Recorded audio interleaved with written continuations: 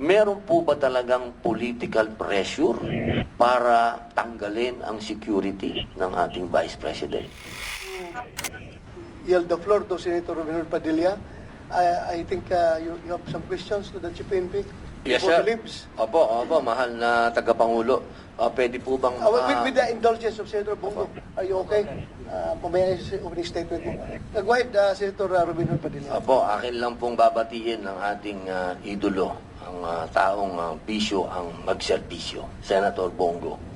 Magandang umaga po. Opo. Pwede po ba makapagtanong sa atin pong PNP Chief? Yes, you have the floor, Your Honor. Salamat po. Sir, ako po ay tagapangulo din po ng Komite ng Public Information at Mass Media. Ako po ay tunay na hirap na sa pagsangga sa mga fake news. Ako naman po ay nagpapasalamat sa pamunuan ng PNP at laging maliwanag naman po ang inyong pagbibigay ng impormasyon. Nagkakataon lamang po na imbis yung paliwanag ninyo ang naririnig, mga vlogger na hindi natin maintindihan. Ngayon po sana magamit po natin ang pagdinig na ito upang linawin lang po ang isang bagay. Medyo hindi po ito, ako po nagpapasalamat po ako sa inyong statement kanina patungkol po dito. Ito lamang po side lang pong tanong. At ito naman po nasa inyo po bilang resource speaker po namin, nasa inyo po kung gusto niyo pong sagutin o hindi. Narinig ko na rin naman po at nabasa ko na rin po yung inyong statement na ayaw niyong magsalita. Pero baka po dito po ngayon mas maganda maging maliwanag po sa ating mga kababayan. Pero kung ano man po kung gusto niyo pong sagutin o hindi, wala pong problema. Opo, hindi po namin yung pepersonalin. Karapatan niyo po yun. Kaya lang po, baka lang magamit natin itong pagdinig na ito para malinaw po. Tinatanong po talaga ng taong bayan na hindi lamang po ang masasabi nating alam nyo naman, hati. Sir, kung gusto niyo pong sagutin o hindi. You may respond, Chief PNP.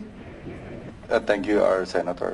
No, that's yun po yung sinabi niyo. Wala pong political pressure. It's ang ginagawa po natin is really to rationalize po yung deployment ng PNP natin. And we have to make sure, no po, sabi po nila, alam mo, sir, ang nangyari po, not only the Vice President, our Vice President na nagalit po sa atin, at kalim po na it's a political, no, not even. Marami po kami tinanggalan. Even yung mga classmate ko, ng mga general, sabi ko, it's a time na talagang we have to rationalize. And in fact, we have already made yung sa policies natin na kung may mga threat, when they retire, kasi may mga threat, it's only about 6 months. And afterwards, they can ask kung meron po talagang threat. And we have to make sure, ang deployment po, we have to reframe po yung kasi yung term po natin, VIP, ang security. No, there's no term as VIP.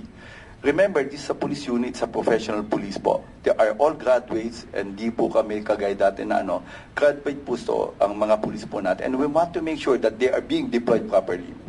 Tinanggal po natin yan because ang gusto po natin, we have to professionalize po yung PSPG and make sure na dalawa po yung criteria. High threat, high security threat, and medium security threat, and no threat at all.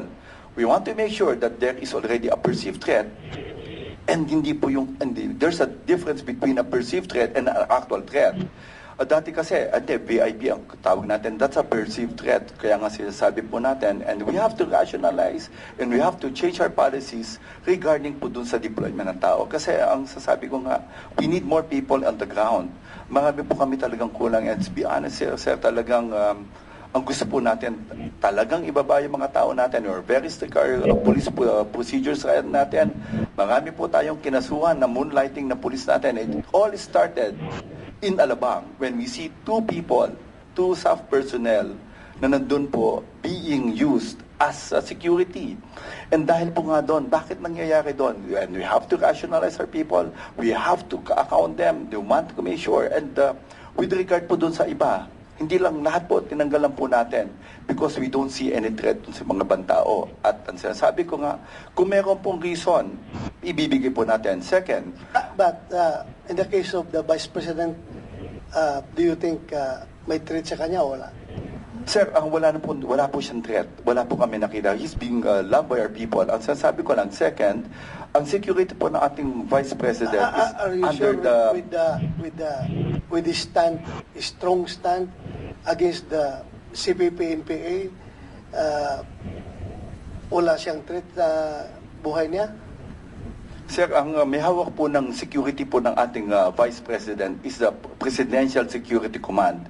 It was issued on July 9. The security of the President and the Vice President lies on the Presidential Security Command.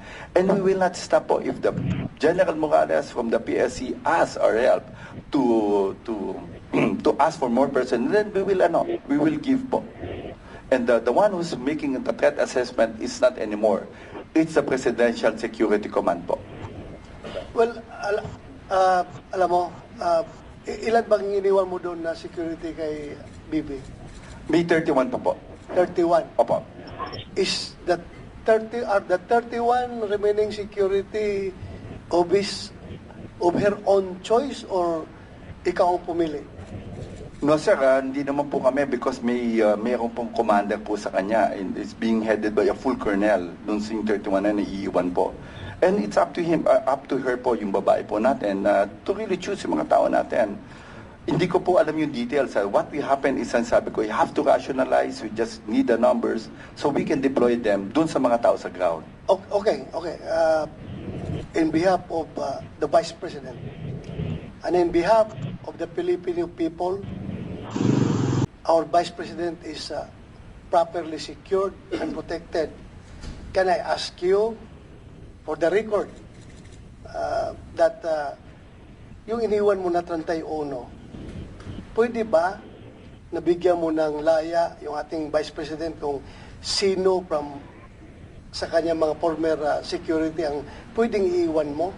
Kasi ang reklamo nga niya, may iniwan ka nga pero hindi niya kilala, hindi siya komportable. Baka pwede yung mga security niya na from Davao na matagal na sa kanila, nakilala niya, komportable siya, baka pwedeng yun na ang ibigay natin. Kasi ang nangyari kasi, yung mga pulis na yun, kilala ko yun, mga tao ko yung mga pulis na yun, andito ngayon, inassign mo dito sa Krami or sa Region 4 ba yun? If you are for localization para effective ang ating kapulisan sa kanilang trabaho, baka pwedeng yung taga-Davao na lang ilagay mo doon. I'm just appealing to you. I am not questioning your wisdom. Ako, just treat me as an ordinary Pilipino na gusto talagang masecure yung ating pangalawang Pangulo. Baka pwede naman na papiliin mo siya kung sino yung gusto niyang maiwan doon. Ilan ang tinanggal mo, Marvin? 75. Yung 75 na tinanggal mo, baka pwedeng, tapos may iniwan ka na 31. Sir, our chairman, can I make it clear first? No? Ang naiwan po sa kanya is 358 AFP personnel. And ang sabi ko nga, ang 106 na sa wala na ko doon sa... because, sir, it was being... Wala tayo doon sa AFP. We are just talking about PNP. Yung PNP lang pag-usapan dahil ang PNP yung close sa kanya dahil dati siyang mayor at yung mga local police ng Davao, yun yung dinala niya doon na security. Yun lang ang pag-usapan natin, yung local, yung police lang. Kung yung 31 na yun na iniwan mo, pwede ba na pagbigyan natin ang pangalawang Pangulo na pumili siya kung sinong gusto niyang maritin doon na 31. Wala problema. Kahit na hindi mo na ibalik yung 75 na tinanggal mo, okay na yun. Gamitin natin yun sa police visibility. Ako mismo, as former chief PNP, I am with you when you say na you need people on the ground. Alam ko pareho tayo. Ang tagal na natin gusto yung mga tao na yan na matanggal sa mga VIP security dahil para magamit natin. Pareho tayo ng paningin. Pero, yun lang, ako, bilang isang Pilipino na gustong masecure ang ating pangalawang Pangulo, pwede ba na yung 31 na yun, bigyan mo siya ng laya na pumili na yung tinanggal mo, na dinala mo doon sa Region 4 na mga taga-Davao, baka pwede yun nilagay mo para naman may peace of mind siya na sigurado siya na yung security niya ay talagang kanya. Yun lang, pag-iusap ko lang sa iyo. I'm not directing you as the chairman of the Senate Committee on Public Order and Dangerous Drugs. This is my personal appeal to you, being a Filipino. Kasi ayaw ko talaga na may mangyari sa ating pangalawang Pangulo. Pag yan ay naambos ng NPA at nagsipagtakbuhan yung mga security niya, nakakaya tayo. Pero kung yung ibalik mo yung mga taga Davao na talagang makipagpatayan sa kanya, yung mga pulis na yun na local, ay you and me can sleep properly at night na wala mangyayari sa ating Pangulo. That's my assurance to you. Kung ibalik mo yun. Kaya ako nakiusap sa'yo. Yun lang. Appeal to you. Na pwede ibalik yung mga taga Davao. Kahit na yung 31 lang. Yung 31 na sinabi mo iniwan, palitan mo yun ng mga trusted niya. Nakilala niya. Yun lang. Pakiusap ko sa'yo. If I may, Mr. Chair, no? Itong 31 na naiwan na GPNP, choice to ng Vice Presidente o kayo na po ang pumili dito? Bago na po ba sila? Our chairman, no, hindi ko kasi nakita. It's only the 106, no, the personnel na nakatalaga po kay VP in addition dun sa 358 na AFP. Ang 106 PG Commander, and I have to talk to these people and talk to the Chief of Staff of the VP kung tama po yung numbers, no. But if you ask me for the details, I don't know these people, hindi ko po sila kilala kung sino po naiwan. Ang sinasabi ko lang, this is inadequate na 31 po ang ibigay namin. But if kung sinasabi niyo po, it will help, then let it be po. We have hindi mo po kami nag-argumentative with regard po sa security. If it will help, if we can add, it really depends on the VP, of course. Yung head po ng security niya, yung PSC po, si General Morales, then let it be po.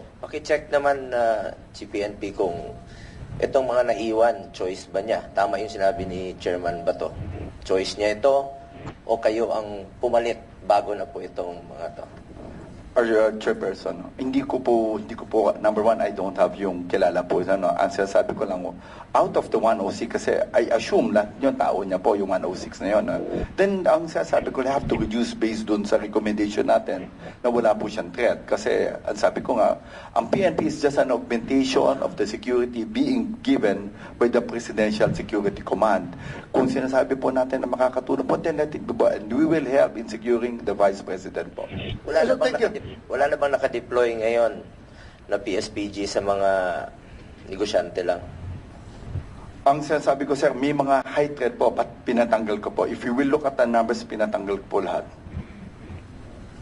Basta ako, General Marvel, high security threat pa rin yung ating Pangalawang Pangulo. You may question my opinion, but that's my own opinion. I know her very well. Kailangan talaga i-secure. So, yun lang pag-iusap ko. Kahit na hindi mo na ibalik yung the same number na tinanggal mo, palitan mo lang ibalik mo lang yung mga taga Davao na palagay ang kalooban niya, at tanggalin mo na lang yung hindi niya kilala na yung naiwan sa 31. I know, it's no longer your job dahil alam ko as Chief PNP, you will deal on policy statements na lang doon sa mga commanders mo on the ground. Hindi ka nagsasabi ko, ito tanggalin mo, ito iiwan mo. That's not your job anymore. Pero ito lang, I am just appealing to you, panirating ko lang sa'yo. Kung pwede, balik mo. Can I get your commitment? Of course, our chairperson. Thank you very much.